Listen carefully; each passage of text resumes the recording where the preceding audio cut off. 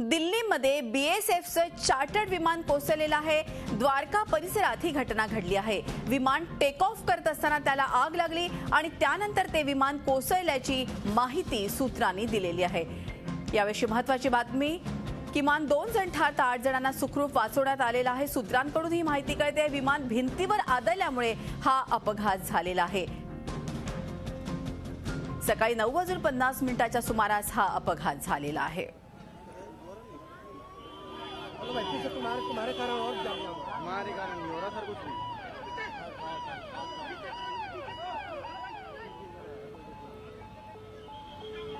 ये ऊपर से एसपीजी के ऊपर से घूमते हुए नीचे आके दीवार में टकराया और आग लग गया था। प्लेन उधर से आया तो हमने देखा यहाँ पे आग लगी हुई है, बहुत जोर से ऊपर तक फायर थी। तो हर दूसरे दिन ऐसे ही लगती रहती है जंगलों में, लेकिन बाद में पता चला कि प्लेन वहाँ से इनबैलेंस हो गया एसपीजी बागडोले से और आके सीधा इसमें दीवार में क्रैश हुआ है, सीधा टक्कर दीवार में हुई है। फिर इधर ही खड़े होकर देख रहे थे, 3-4 तो घायल थे, पूरा पीठ पे पत्थर गिरे हुए थे, 2-3 लेबर्स हैं, पैर वैर फूटे हुए थे, फ्रैक्चर है पीछे, और एक डेड बॉडी हमारे सामने बाहर लाई गई थी, फिर उसको अंदर लेके चले गए दोबारा से। ते एकूणच या संदर्भात अधिक माहिती घेऊया। दिल्लीहून आपले प्रतिनिधी रामराजे शिंदे आपल्याबरोबर आहे। रामराजे, आपण बघतोय अतिशय भयंकर असा अपघात झालाय। टेक ऑफ करताना अर्थातच इम्बॅलन्स झालाय विमानाचा आणि भिंतीवर जाऊन कोसळला आणि यात हा मोठा अपघात झालेला आहे।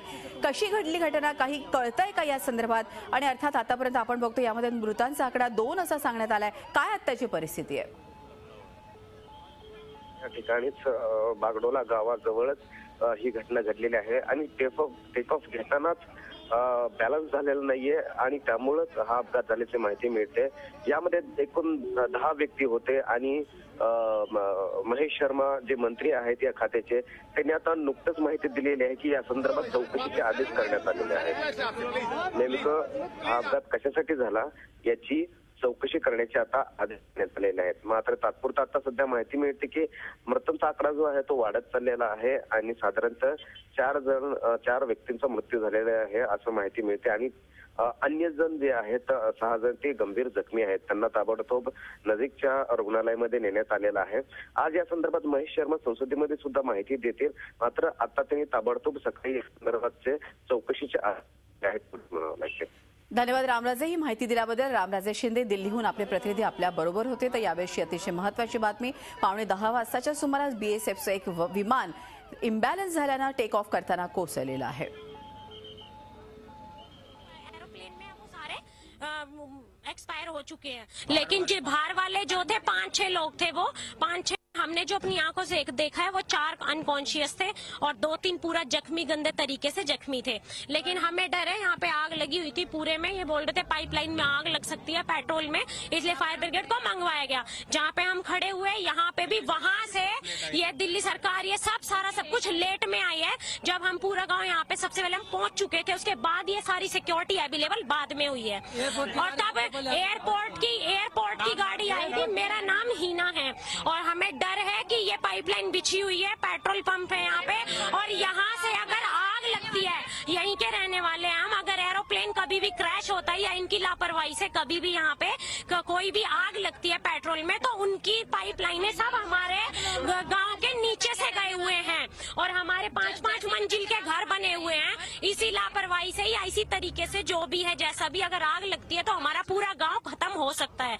और जो कि अभी पुलिस वालों ने भी अपने मुंह से कहा है कि आप यहाँ से पीछे हो जाओ, हो सकता है आग यहाँ तक आ जाए, क्योंकि वो सारा पेट्रोल जितना भी है वहाँ पे तुम्हारी आग आ सकती है, क्योंकि ये पाइपलाइन पहुंची हुई है। और ये हमारे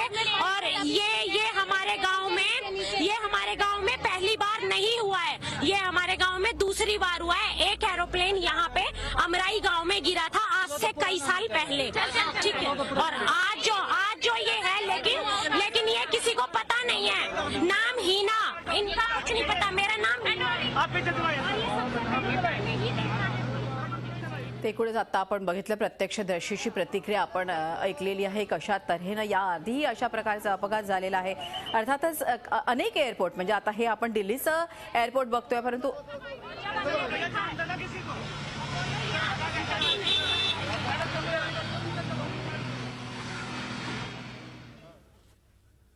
तर अनेक ठिकाणी बघतोय एअरपोर्टच्या बाजूला अशीच वस्ती झालेली आहे.